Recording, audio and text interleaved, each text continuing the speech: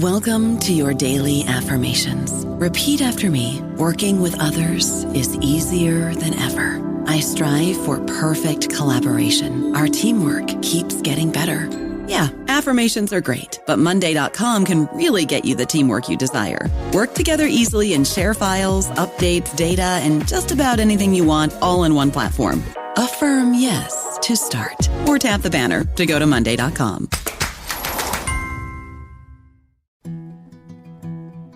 A science story, huh? These NYU scientists, I felt right. I was so And I just thought, well, I had figured it out. It was that golden moment. Because science was on my side.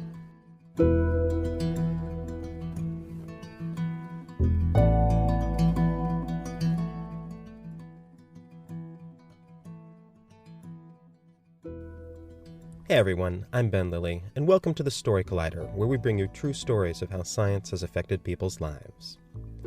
This week's story is from George Lombardi. The story was recorded in July 2012 at Union Hall in Brooklyn. The theme of that night was medical misadventures.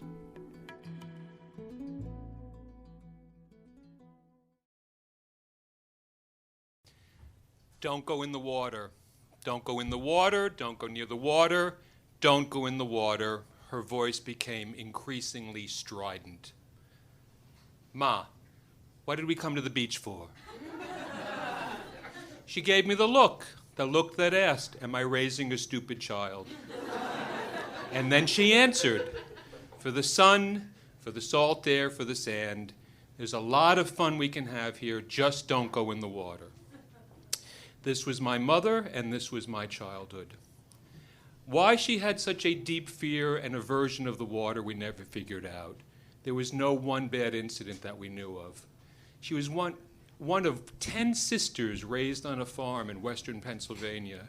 Do the math. Think of the mathematical odds of that. My grandfather had a great line. If he ever came home and found the toilet seat up, he knew he had a problem. They were poor. They slept 5 to a bed. So we think she was just used to the close comfort and consort of others. Now, she knew she could be a little kooky about this, and like a lot of kooky people, she tried to rationalize her irrationality. She became an expert on all nautical disasters. Anything bad that happened on or in the water, my mother was an expert on. Rogue waves, killer whales, these terrible ferry accidents, these international incidents where 2 ships collide and sink below the surface of the ocean, thousands lost. My mother knew all the details. The USS Thresher, a naval attack sub, sank in 1963. My mother knew that whole story. The Titanic sank on its maiden voyage, touted, of course, to be unsinkable. 1,500 lost. All the amateurs thought it was an iceberg or think it was an iceberg. But my mother and a few select others knew that the rivets that held the aft steel plates of the hull were made of an inferior pig slag, and that in the cold North Atlantic they popped, and that's why it opened along a seam and sank. Now, I did learn how to swim with 2 life jackets on, but it really wasn't any fun because I'd look up from the hotel pool and my mother would be 3 feet behind me with her gaze boring into the back of my neck.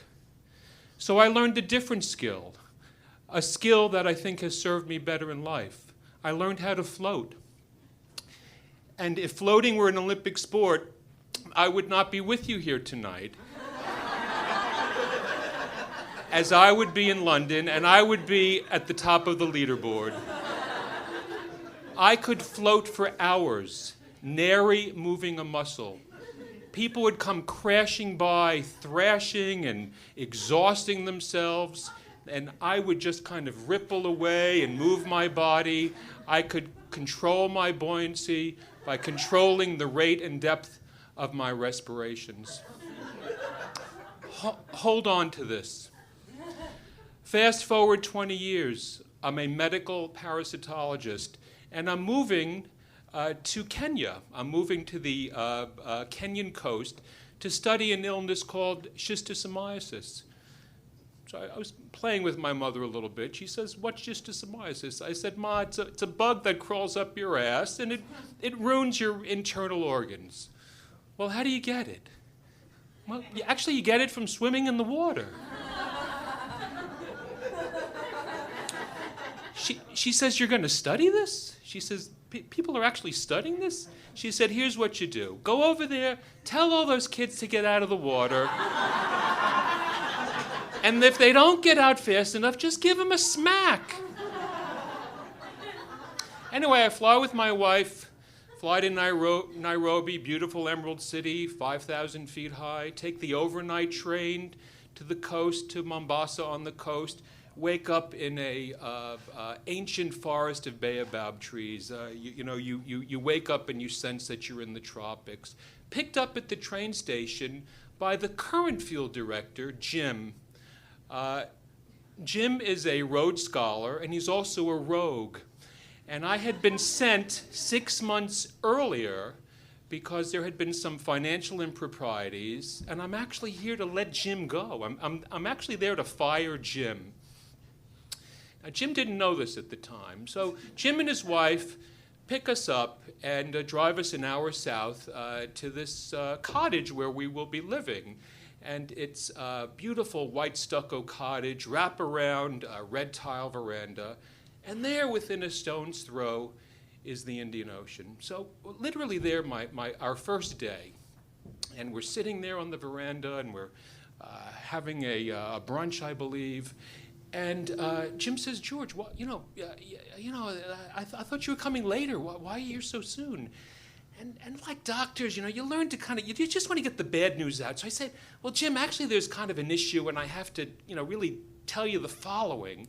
At which point Jim jumps up and he says, "Excuse me, pardon my lack of hospitality." He says, "Let's not talk business. Let me show you around this beautiful place, the bougainvillea and how stunning the gardens are, and let's go for a walk. Let me show you. Let's go for a walk along the beach."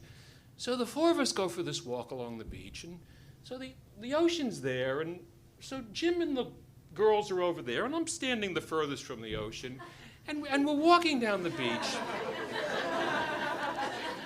And we're walking for about 10 minutes, but the tension is building up inside me, and I can barely contain myself, and I just really just want to blurt out. And so I said, "Jim, there's really something I just have to tell you this straight out." And he says, "It's such a beautiful day." He says, "Let's have a bonding experience. We're only here once. We're only alive once. The four of us are here." He says, "Let's swim to the sandbar." And I crane my neck, and I can kind of see it. It's out there somewhere. He says, "It's really not that far. It's much closer than it looks." Let me give you one of the morals early on. No bonding experiences with somebody you're about to fire. So, like a lot of bad ideas, this takes on a life of its own, and the wives are kind of, "Yes, it's great, it's beautiful, we're only here once," and I'm, "No, bad idea. And so anyway, they strip down, and I don't know, I guess the sight of naked women, has plays some effect. So I strip down too, and we all jump in the ocean, and we're swimming towards the sandbar. Anyway, the water's warm, it's beautiful, the sun's overhead. And so anyway, we get to the sandbar, I don't know, 15, 20 minutes. And really, one of the great non-events of my life, stand on this little spit of rock, and we're there for about 5 minutes, and then Jim comes over and he says, "Okay, let's all head back to shore. Last one back's a rotten egg." Great. So, and then Jim turns to me, he says, "George, it's not what you think."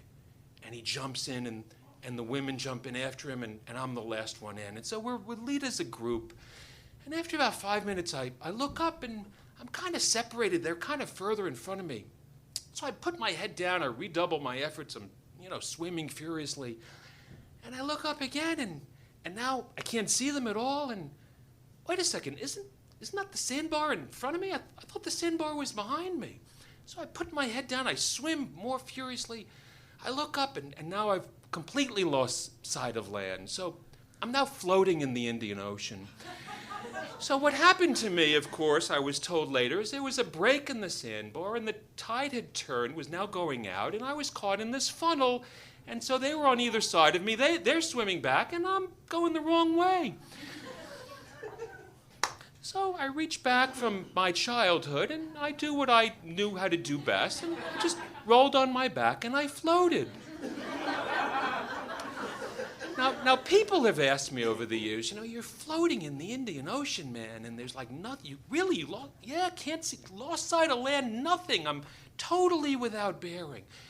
You must have really had some profound thoughts, and I'm embarrassed to say I had no profound thoughts. I remember once saying, should I pray to God, to help me? And I said, well, I just asked God a couple of years ago to get me out of my mother's basement, and I thought it was too soon to go back.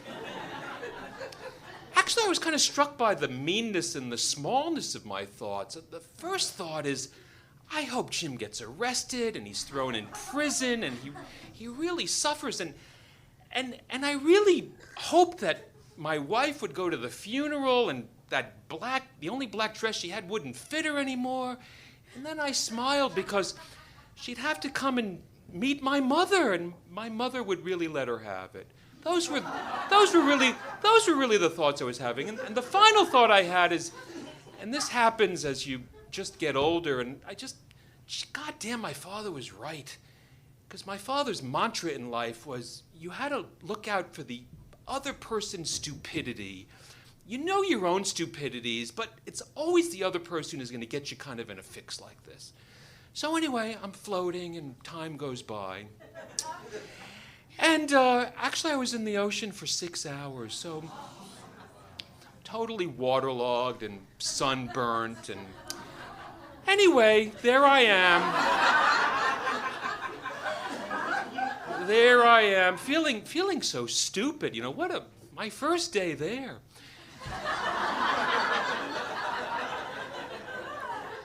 Next thing I hear some shouting. So, if you've ever been on the open water, you can't really tell where the sound is coming from. So all of a sudden, I'm straight up, I'm treading water, I'm looking 360 degrees, and I see a small fishing boat.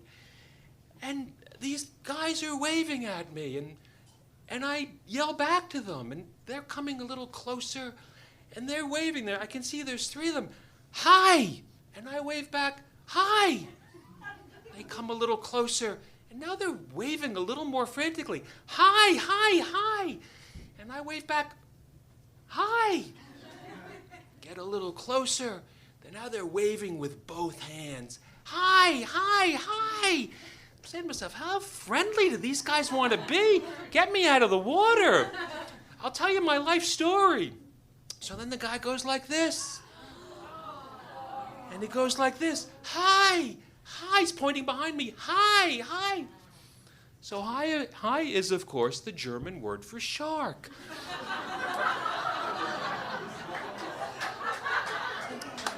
So these were 3 German guys on a little sport fishing expedition, a little day trip.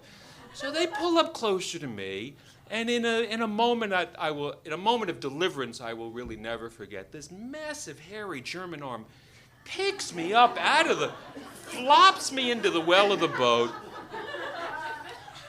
And I'm shivering and I'm shaking, and I promptly thank them by throwing up on the catch of the day, and they wrap me in blankets, and broken English, broken German, and what happened, and there's big sharks out there, and anyway.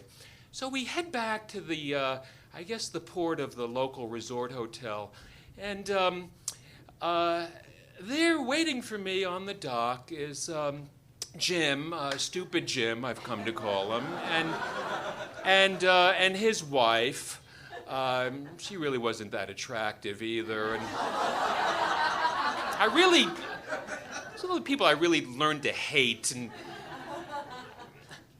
there's my wife, and I get off the boat, and she's crying. She's inconsolable. You could have died. You almost drowned. I can't believe you almost drowned. How could you? And then she starts screaming. How could you do that? It's the stupidest thing. You can't swim. I can't believe. Then she's crying again, and then she's screaming again. And she really kind of set up a pattern for the rest of our marriage. I then turn to Jim and I say, Jim, you're fired, okay? Pack your shit and get out of Dodge. So anyway, we're having this kind of a reunion. All of a sudden, my wife looks at her watch and she says, oh my God, we have to go. I said, what's the rush? She says, your mother's going to call in 15 minutes. We arranged this phone call. It's got to go through the hotel operator, and she's going to be calling. And so we hop in a car and we drive at breakneck speed, and we just get into the cottage and the phone is ringing, and I look at her and she looks at me, and so I'm wrapped in a blanket. I answer the phone and it's my mother, and she says, how are you? I said, no, I'm fine, Mom, fine. No, really, how are you? I said, no, the trip was great, and the train ride and the baobab trees and the bougainvillea, and if my mother had had a chance to go further in school, she would have been a federal prosecutor, because she knew something was up. This just didn't make sense to her. We're exchanging pleasantries, and this really wasn't our type of thing. And so finally, and I'm starting to actually sweat a little bit, because if back to the federal prosecutor thing, if you confess early on, they take it easier on you. If you make them drag the story out of you, it's worse off. So finally, she says to me, "Have you been in the water?" And I was Clinton-esque before there was Clinton. As I answered, I said, "Ma, the only water I'm interested in are the ice cubes at the bottom of my gin and tonic." Thank you.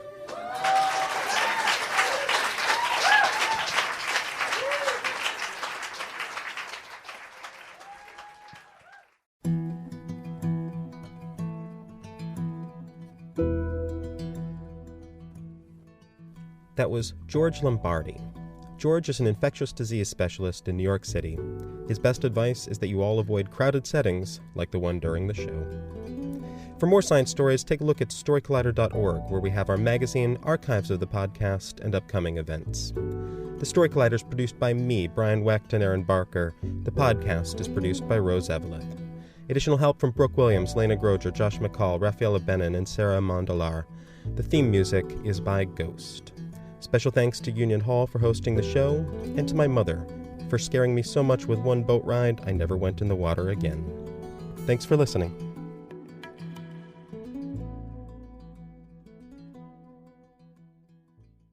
Be warned that once you pick up a refreshingly cold drink from McDonald's and people see just how refreshingly cold that drink from McDonald's is, you may create drink envy. Because there are drinks. Then there are drinks from McDonald's. For a morning brew that really creates a stir, get any size iced coffee, including caramel and French vanilla, for just 99 cents before 11 a.m. Price and participation may vary. Cannot be combined with any other offer or combo meal. Ba-da-ba-ba-ba.